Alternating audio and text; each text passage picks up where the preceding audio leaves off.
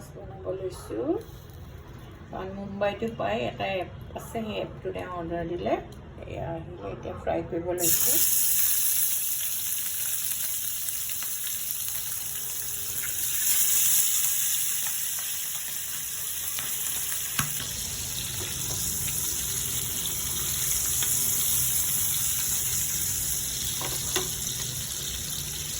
কান্দুলি মাছ এটাও ফ্ৰাই কৰি দিওঁ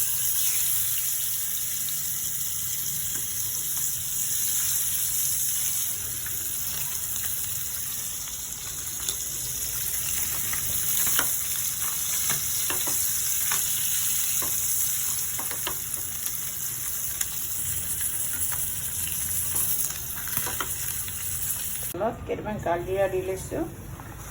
কালজিৰা দিলে আপোনাৰ গোন্ধটো বহুত ধুনীয়া হয় আপোনালোকেও বনালে দিবচোন নহৰু আদা জিৰা ধনিয়া সকলোখিনি আছে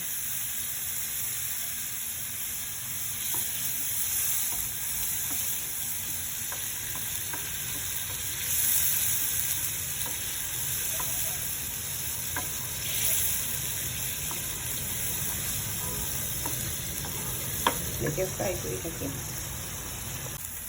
এয়া চাওক ভাজি সেইখিনি তেলতেই কিন্তু কৰিছোঁ দেখিছে না এক্সট্ৰাকৈ মই তেল দিয়াই নাই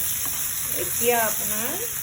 কেঁচা জলকীয়া 5টা মই জ্বলা অলপ খাই ভাল পাওঁ আমি বিলাহী পেষ্টটো দি দিছোঁ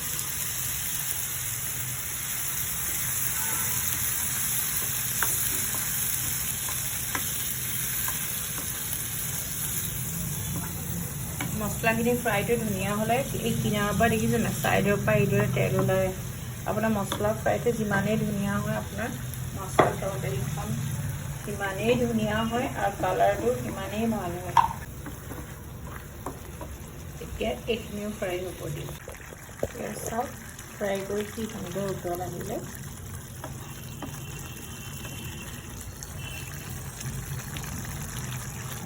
এনেকৈ একদম পূৰা উতল আহিলে গম পাব মছলাটো সম্পূৰ্ণ ফ্ৰাই হৈ গৈছে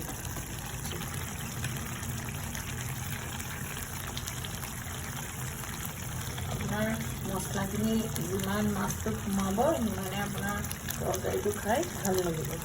আপুনি এইদৰে 20 মিনিট ঢাকি ৰাখিব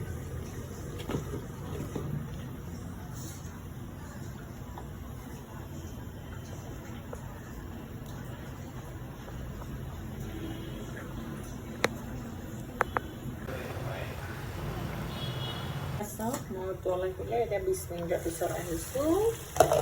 আমি এতিয়া মই ধনিয়াৰে গাৰ্নিছ কৰি দিছোঁ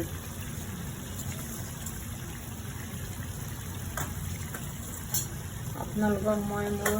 টেঙৰা শিঙৰা মাছ কিদৰে বনাই দেখুৱালোঁ ৰেচিপিটো যদি ভাল পায় লাইক কমেণ্ট আৰু শ্বেয়াৰ কৰিব আজিলৈ আহোঁ নমস্কাৰ